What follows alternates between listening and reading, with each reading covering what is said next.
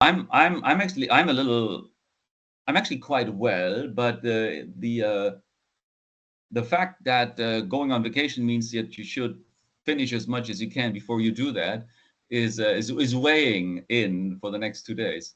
Oh, well, let's crack on then, because I wanted to catch up with you. We had our Really good. on-shelf availability group meeting, our working group Yeah, meeting, it was the seventh meeting. We've got a real good cohort, I think, of retailers mainly, and yeah, a few consumer goods producers. The focus of the meeting, and it's the second time we looked at it, was online substitutions. And what we really mean is, when the picker gets to the item that's been ordered from an online grocery order, they can't find the item where it's there. What happens next? And could you prevent that? And so we had three speakers. We had an excellent retailer speak from America, one of the biggest grocers out there in America. We then had our friends West Monroe, who are excellent at sort of time and motion studies and help with productivity analysis. And then we had Federico from Everly again provide a perspective from his. And then we had contributions from each of the retailers. Tesco's and others were all on the call. So what were your sort of key takeaways? If you're thinking, the high level, what do you take away as a retailer as strategic things to do? well, thank you, Colin. Yeah, it was a great session. Absolutely. Look, to me, there were three themes. One was related to cost of substitutions. The second one was related to some solutions. And there we realized that apart from improving on-shelf availability, which is a no-brainer, personalization is a big thing that's happening. And then we had some more conceptual high-level thoughts towards the end. But, start out with the costs. You see, remember, Colin, last year we did the survey and we tried to find out what is the cost of a substitution. And we estimated, thanks to the support of the group and their kind answering of the survey, that for about every dollar in margin that you can gain through substitution, retailers pay about $2.40, $2.50 in Yeah. costs. Now Shocking. that shocked us, right? Didn't it? Yeah. Still shocking. And those numbers haven't budged. But what this year's session added to this was that West Monroe had a different way of measuring these kind of things. And we haven't really concluded whether they're completely overlapping, but listen to this.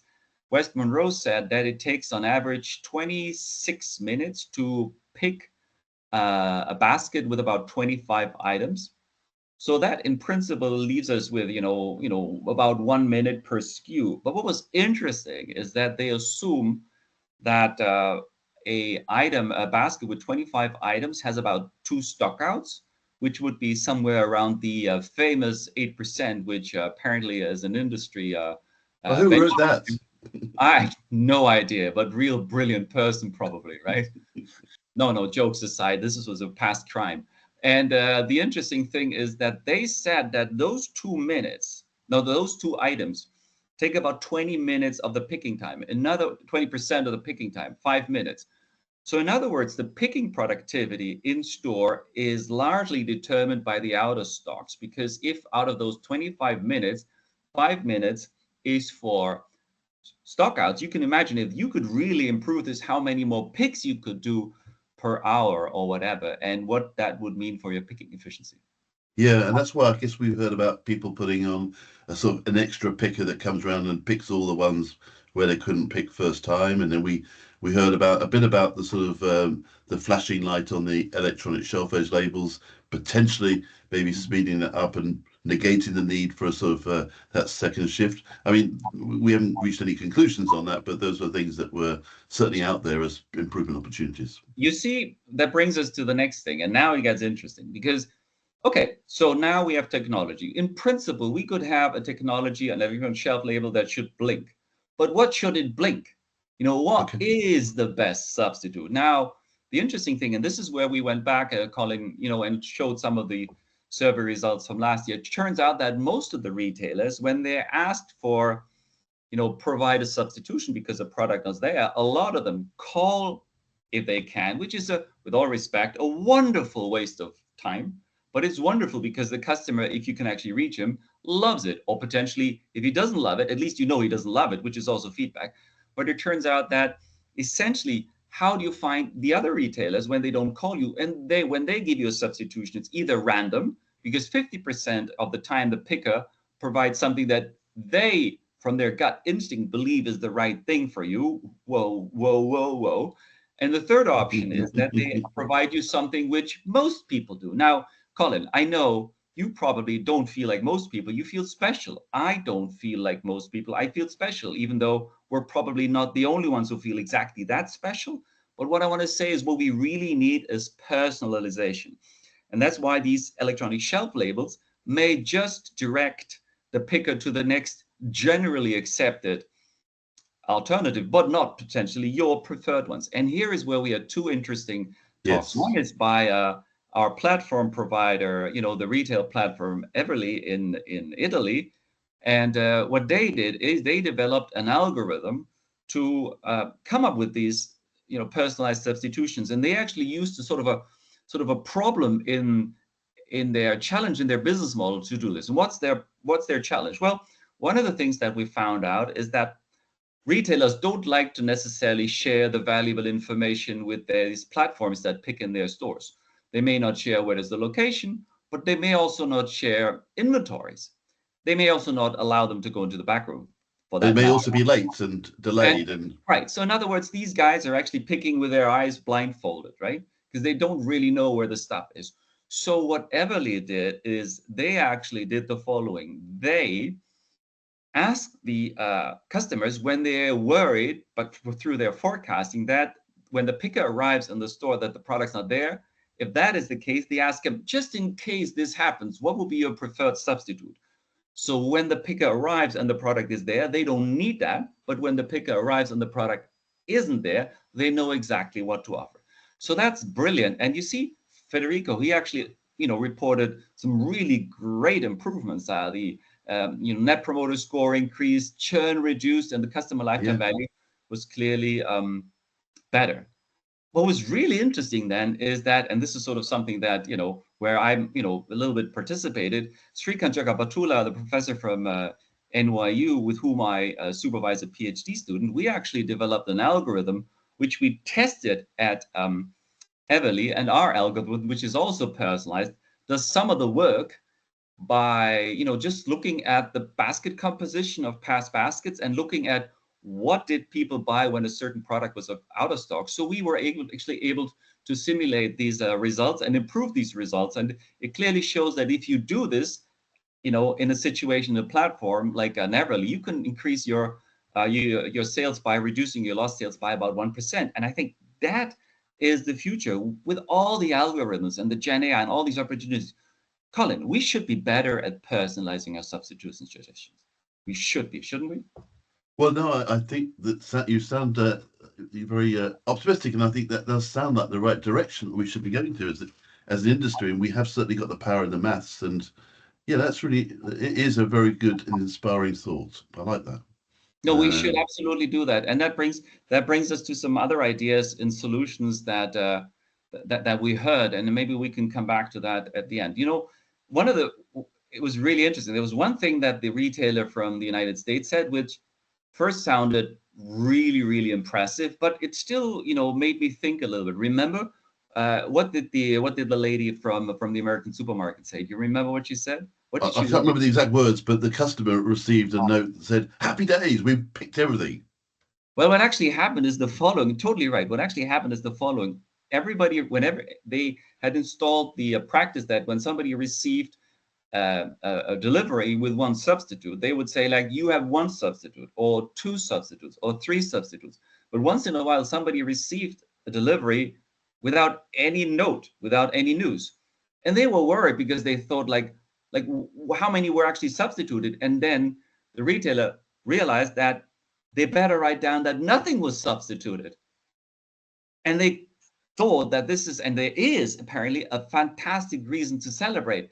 Now, with a little bit of distance, and as much as I love that retailer, the fact that they celebrate something that you would argue is what everybody should be expecting, and I was making that joke before, is like, imagine you have a factory and once in a while you have a car that actually drives off and you want to celebrate this. You know, I love what they do because it provides an opportunity for the retailers to engage. But I think as an industry, as retail, we should strive to get towards, perfect baskets, perfect basket fulfillment. And not just, by the way, from the picker's perspective, but exactly from the customer's perspective. And I love first time pick rate, by the way. But I think all of this is still totally internally centric. It is picker centric. It is SKU centric. And what I loved about this meeting is like people were so interested in how to become more customer centric, how to move from a SKU centric to a customer centric view, or from a picker centric view to a customer centric view. Because otherwise we're just turning in circles and we're creating internal measures that are just easy to compute, but that don't show that we're permanently frustrating this. And one more thing in my rant here. You No, I see, was going to say that what a soapbox we've got here. so here's another something. You remember, you were listening into that one conference that we sometimes attend at Wharton and Harvard, where there was the thesis that we actually have first class and second class customers. And we treat our online customers as first class customers because we actually go out on our way.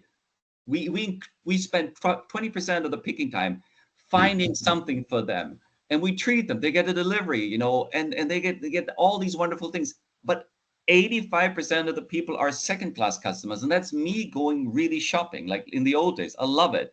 And Paying for the first class customers. And I spend my time trying to find a substitute. I walk around, I talk to the people, the associates, where can I find this?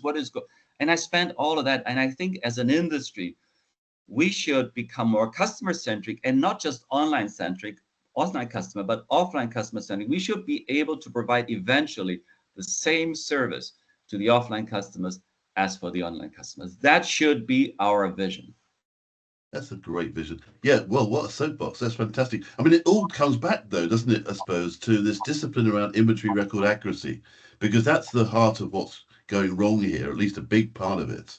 Yes, some of it could be in the back room, some could be up on risers. But we talked about that session again where, we found a whole load of stuff of inventories always in the back, and it should be on the front. But so there's a lot more work to be done in terms of building that discipline around inventory management, I think, knowing where it is in the store and knowing that it's accurate. And that will be the platform to deliver this customer centric, I suppose, to substitutions. And there's first and second class customers. I like that. That's a very good point. But yeah, we did hear that presentation at Harvard a few years ago. Quite controversial and delivered with a lot of passion by the professor. Actually, I don't think it was that controversial. Everybody felt this was right. There were very few people who said this was wrong. So it was provocative, yes, but I'm not sure it was controversial. No, it was provocative, perhaps more, and it was delivered in a provocative way. Yeah, totally, with lots of passion. And I think it was linked to why am I paying more for my groceries to subsidise the first class shoppers when I walk in? So I think that added a little spice to it. But no, next session's coming up right after the summer break in September, right? Yeah, we're going to be looking at this relationship between self-checkout and on-shelf availability. There's a sort of sense that, there's lots of missed scans that then lead to, items not being sold, apparently, that mess up the inventory files, and then in theory should lead to on-shelf. So we're looking to see whether retailers have explored that and what data there is. And wait. I think you actually have a bit of a teaser on this, a little teaser in terms of wasn't there one question that we asked about whether our audience thought that this had an influence? Yes, you're right. 71% was the number you. Don't hold that back. This is the teaser for the next session. 71% of the participants of the last session confirmed that they believe that self-checkout screws up their balance on hand and their inventory records. Now that's big. And therefore not only messes up the sales record, but messes up the inventory record. And that then leads to the problems where the picker can't find the item because they thought it was there. Boom, boom. So yeah, we have potentially a retailer that's going to speak to some of the solution or an intervention that you put in place around auto correction that tries to get to some of this, but we want to also prove the case. And so hopefully a few retailers can share their experience on that. And I know a few of them have been working on it. So that's why the 71% is there. So Daniel, thank you again very much for sharing your Fantastic thoughts as always. and getting on your soapbox. I love that. And it's brilliant. And we'll see you next time in September. Enjoy your summer. Have a great summer. Bye bye. Thank you. Bye bye.